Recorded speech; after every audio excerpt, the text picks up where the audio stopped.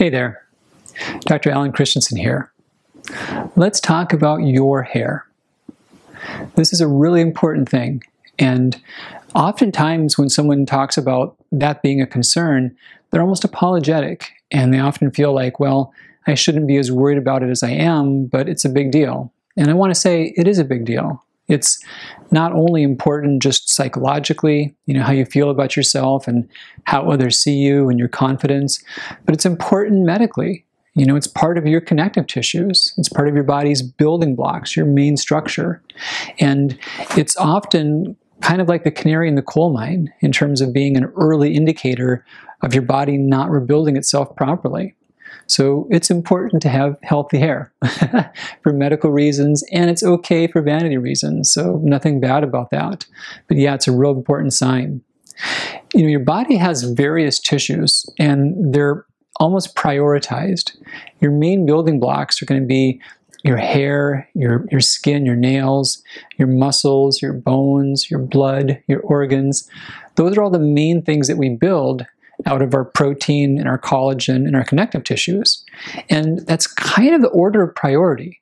So whenever we're not rebuilding our body as well as we could, the first thing we skimp on is the hair, skin, and nails, and the hair comes first. So our bodies almost have a sense of knowing that, I've got to preserve the heart and the liver, but if I'm short on pieces, I'm going to let the hair go by the wayside. That's kind of how it works out. And every part of us is always building and wearing out.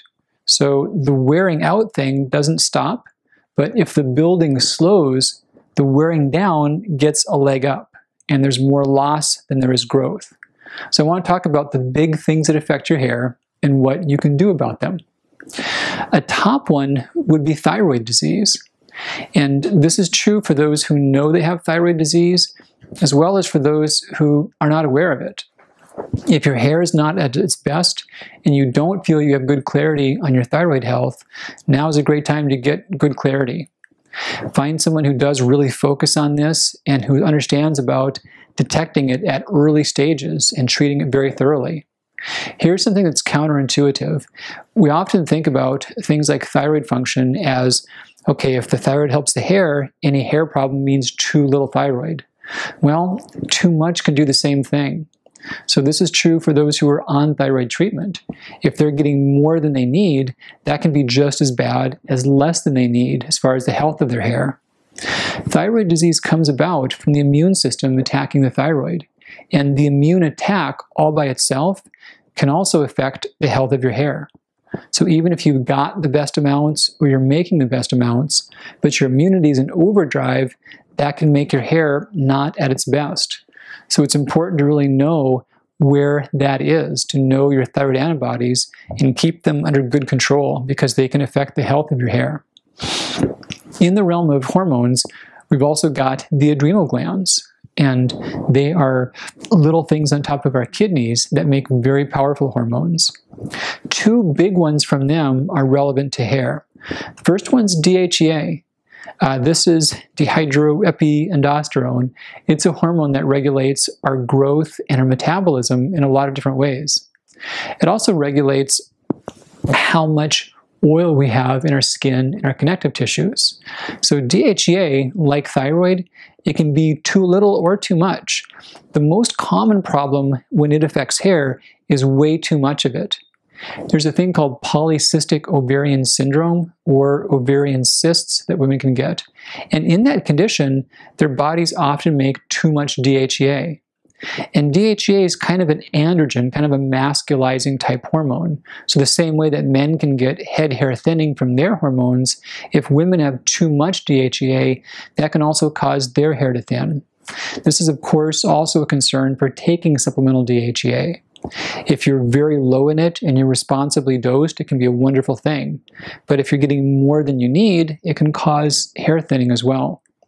So also the other big adrenal hormone would be cortisol.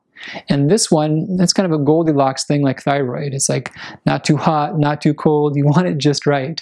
So too little, too much, or even a timing disruption. So cortisol being made at the wrong time.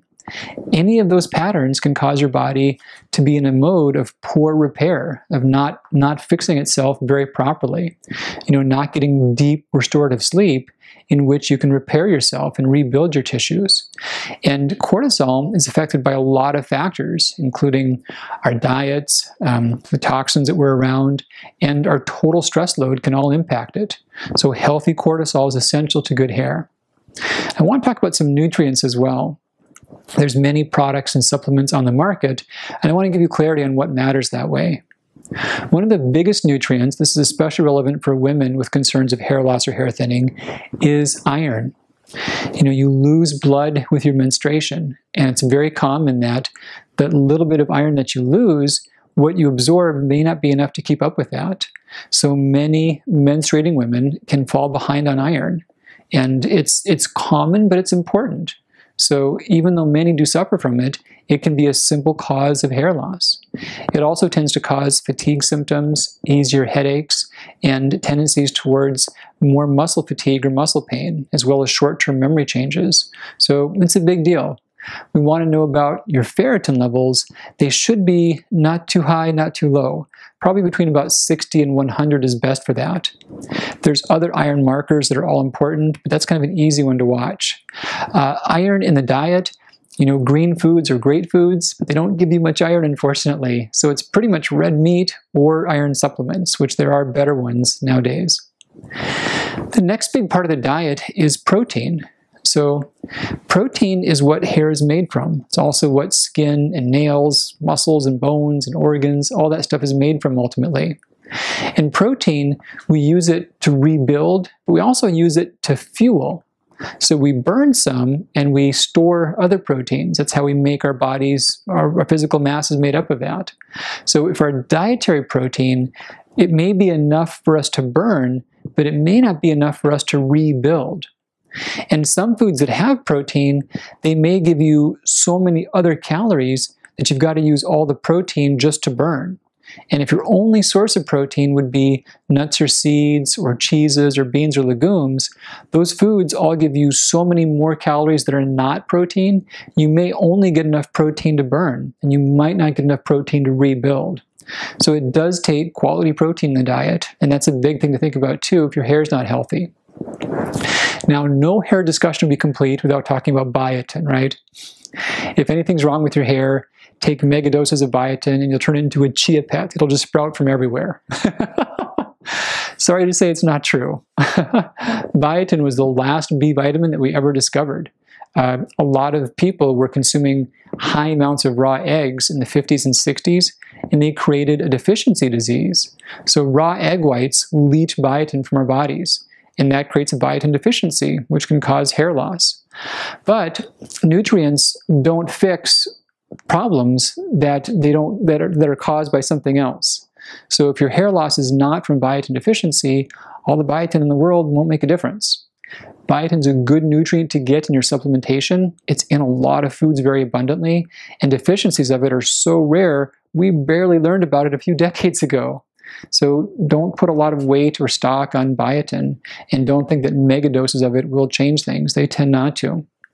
The last big concept about hair and hair health is that your hair is kind of like a time capsule. So whatever was going on in your health, maybe 3, 6, or even like 12 months ago, if you got longer hair especially, that's what affects the health of your hair today. So what you're doing right now doesn't affect your hair right now. Our follicles go through cycles of being active, being dormant, and then the hair grows so slowly that there's a big lag time between having something affect your health and having it affect your hair. Now I say that because it's important to realize that's also relevant moving forward. So if you identify some things that are working against your hair growth and you correct them, you fix your thyroid, you get your adrenals healthy, you get enough protein back in your body, that's cool. You will not see your hair better tomorrow, unfortunately. It does take that 3, 6, 12 months to see a big positive shift in the new hair coming out.